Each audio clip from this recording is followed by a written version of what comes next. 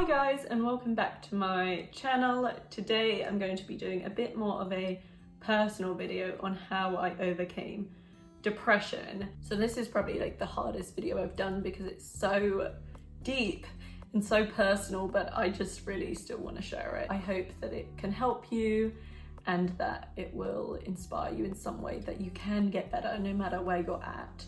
And I am a testimony of that because I was not okay before. I hope that you enjoy the video and that you take away something from it.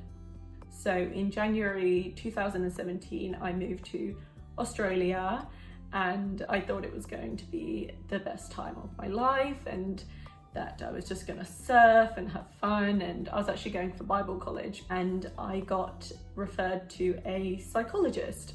And so I thought it was going to be like this easy time where I just talk about my problems and it's all fine. But anyway, in February of 2017, I got diagnosed with severe depression and anxiety. So yeah, when they diagnosed me with that, I was like completely in denial and I was like, I'm fine.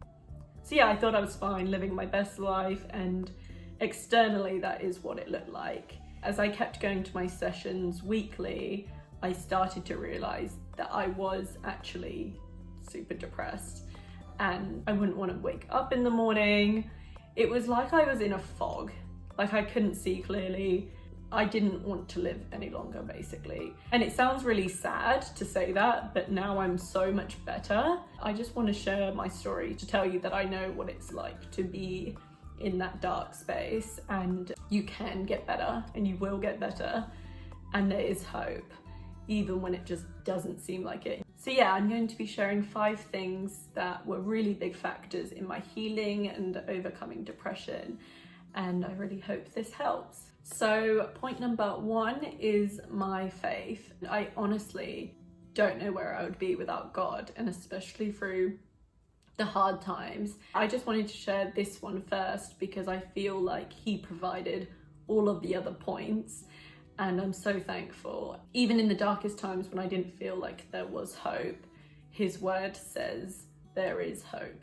And so I just wanted to read a verse that my friend gave me. And it says, "May the God of hope fill you with all joy and peace as you trust in him, so that you may overflow with hope by the power of the Holy Spirit." And that verse was something I held on to because I know, like, I always had so many questions and I was so confused by God and why I was suffering so much. But you can trust him and he will help you get through it, and he is the God of hope. So something that really helped me is watching The Shack, because it just showed me that God is a healer and he does want to heal you, and sometimes we don't know why we go through suffering. We will never have all the answers. The main thing is to trust God, even when it's hard and even when you don't understand. In the Bible, it says, even if you have faith as big as a mustard seed, it's enough. I just really wanted to share that because I believe God was a huge part of my healing journey. And I felt like I was suffering, but really he was just digging out those weeds to build a new foundation that I could grow pretty things from. So my next point is therapy and medication. And I put these two together because I just needed both of them at the same time. So there's this quote, "You can't heal what you don't reveal." And so it's so important to talk and get stuff out so that you can heal. I knew I had to feel those feelings and feel the pain in order to get better.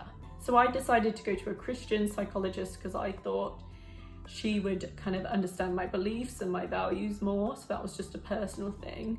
But I feel like overall therapy has quite a stigma attached to it. And people think if they go to therapy, then they're weak, which is not the case. If you go to therapy, you're strong. And personally, I think everyone should do therapy. I think it's amazing and it's changed my life. So yeah, I just want to encourage you, if therapy is something you are interested in, look at your options, because there are sometimes like free options available. Yeah, alongside the therapy, I took antidepressants, and that is something that I personally needed to get through the therapy and to process everything, because at the time it was a lot. So at first I didn't want to go on antidepressants. I don't even like taking paracetamol, but eventually I was so desperate that I went on antidepressants, and I really believe that they helped me get through that really hard time. So I was on antidepressants for 2 years, and I came off them just because I felt a lot better, and also they gave me quite bad headaches and I was kind of over it. And I feel like medication has such a stigma attached to it, and it's because people don't talk about it very often, and you don't hear people sharing that they take medication, and it's okay. You need to just take what you need in order to get better. And obviously, like, all of this, it has to be like doctor advice. I hate that I have to do these disclaimers, but you just never know. Like, only do it if it's advised for you to take them, because that's for the best. So point number 3 that helped me overcome depression was my environment. And when I look back to my darkest times, usually I was sharing a room, I was in a toxic environment. And so I look back and I think, Marina, why did you just not move? Why did you just not change that? Why did you stay there and sabotage yourself? So the times where I saw such a change in my mood and my well-being was when I was in a good environment. When you're healing, you need some sort of sanctuary. It doesn't have to be a super expensive place, you just need somewhere that you feel safe and stable and secure. And so that was something that really helped me. So yeah, there's also that analogy that when a flower grows, its health and its growth depends on the environment, the soil. Is it being watered? Is it healthy? Is it good soil? And I think that's the same with us. Like, when we're in a good environment, we grow and we are healthy. So yeah, I would just really recommend checking your environment, because it's so important for your growth and your healing journey. So point number 4 of what helped me overcome depression was the people I surrounded myself with. And this is so important. I believe you're a product of the 5 closest people to you. You have to be super intentional with each and every person that you surround yourself with. People are really contagious, and it's so important. I used to think you were meant to have like loads of friends, but now I just am so thankful for the few quality friends in my life, and honestly, they just really positively impact me. So my final point, number 5, is to feed your soul. And what I mean by that is to do more of those things that make you feel alive. What are those things that make you excited to get out of bed in the morning? So for me, obviously, I can't do it at the moment, but it's the ocean, swimming, surfing, reading a really good book, making beautiful acai bowls.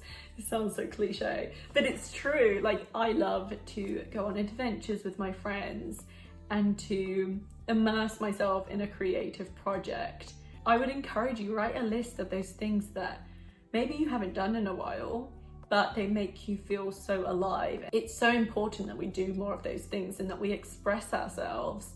Sometimes, yeah, I don't feel like working out, I don't feel like doing those things, but action breeds motivation. You have to take the action to feel like it.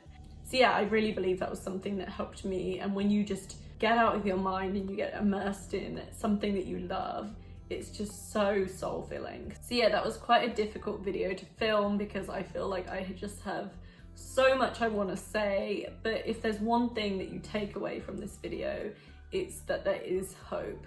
And I am a testimony of that, because believe me, I did not think that I would ever be happy ever again. But here I am. I'm honestly the happiest, the most at peace that I've ever been in my life. And it's not to say it's perfect at all, like, absolutely not. Please know that there is hope, and that your presence on earth matters, and that you have such a purpose.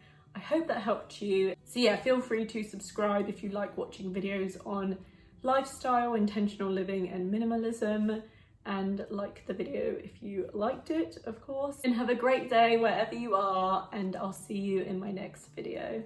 Bye!